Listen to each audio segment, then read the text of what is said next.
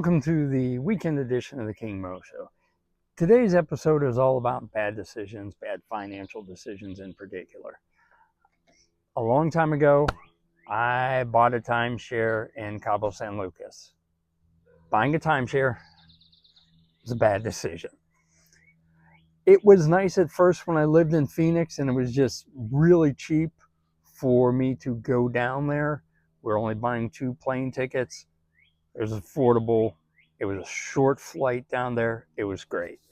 Then I moved to Ohio, and you have more kids, and it becomes really expensive. And after a while, there was just always some reason I couldn't go. So timeshares are a bad decision. Lately, though, I've gotten back into the groove.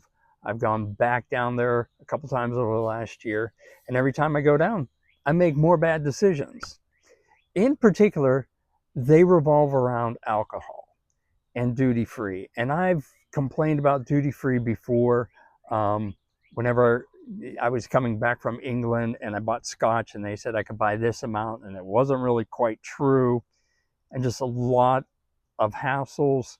In fact, I probably talked about it at least twice, because I think I talked about it with Kahlua coming back from Mexico, where if you have a direct flight, it's great to buy duty-free, but if you have any connection, you have to, you can't just carry it through security. You then have to put in your luggage.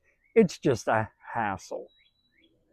Okay, so I know this, but yet I still continue to make bad decisions. I'll go somewhere and I'll try some tequilas. I won't be drunk. I'll just be like trying tequilas and I'll be like, that one tastes kind of good. And I'll make a stupid decision to buy it and bring it back. I'll probably get home and I'm thinking this is like some small brand I'm not going to find in the US, and I can't find it at any of my local liquor stores, but somewhere in the US I could find it. And almost always it's cheaper than what I paid, even after I negotiated my pricing down. So I learned my lesson. No, I didn't, because I made the same mistake again the last time I was down in Cabo. I wasn't even looking for anything, and they were trying to get me to, there was a big shop and there was like all kinds of souvenirs and different things, and they tried to get me to try tequila, and I said, I don't want to. No, I've got plenty of tequila. I'm fine. I don't want it. But then, like, I came walking by again. I'm like, hey, do you have any mezcal? So then I tried some mezcals, and yeah, I made the bad decision. I bought a bottle of, but look how cool that is. Look at the jaguar. Looks like it's coming out of the moon, or a pumpkin. Not a pumpkin. It looks like it's coming out of the moon, but it also looks like a watermelon when I'm looking at it in the camera. So, Mitre Origen from Oaxaca. 37.5% alcohol by volume. So that's going to put it, if I do my math, 75 proof. They have all kinds of like pretty pictures because it's artisanal. They have the batch numbers on it. 100% Maguey Espadin Invesa de Origen. Lots of other little words here and big words also, that I don't really know what it means. So I've got the bottle. I haven't even opened it, which you, of course, know that I'm not going to be able to open this thing. Right, I think I found a little lever to pull to open it, but it's just getting underneath my fingernail and hurting. Okay, we got a little piece of it off. Now we'll get more under my fingernail and cause me more pain. I'm getting attacked by flies.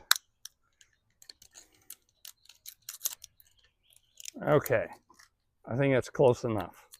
It's close enough so I can actually pour some of this. And, hey, how bad of a decision did I make?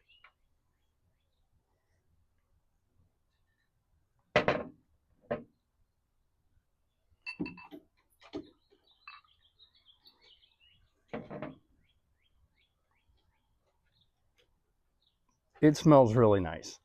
So like what I do remember, it wasn't too strong, not too smoky, nice vegetal aromas to it, a little bit of sweetness there.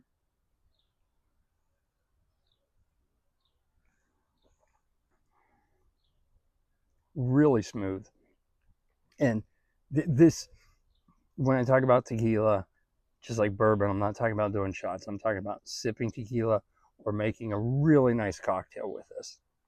Oh, nice. It's like warming down through my chest.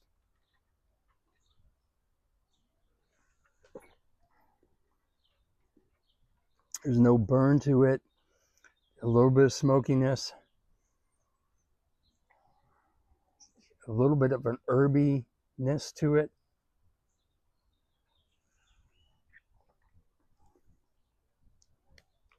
I overpaid for it. I don't remember what I paid. I just had a dollar point in my head. I think it was probably $50. And I'm like, I'm not going to pay more than $50. If that's probably what I paid, maybe 49.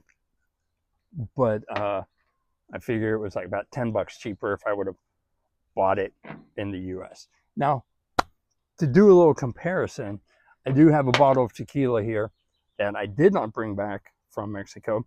Lalo, can't think of Louis, Louis from TikTok. He talks about tequila a lot. Talked about this. One of the ones he talked about that I can actually find at my local liquor store, and I picked this up. So I thought I would just do a little comparison. This is 80 proof, and I'm a big fan of this. I think Trey Agave was my go-to, but now this is kind of a go-to, or GO2.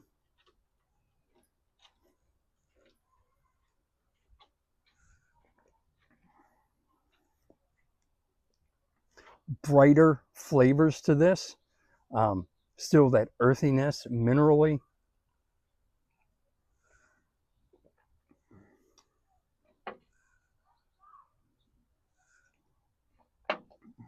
Both phenomenal things. Buying tequila in Mexico and bringing it back to the United States, bad decision. Just you're spending too much, and it's too much of a hassle. Buying a timeshare, it's a bad decision, and I've done it twice now.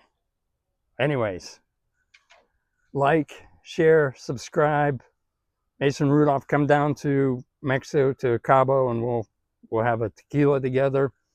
And to all my friends who I've invited down to Mexico who have never come with me, you're out of luck now. You can't come. Cheers.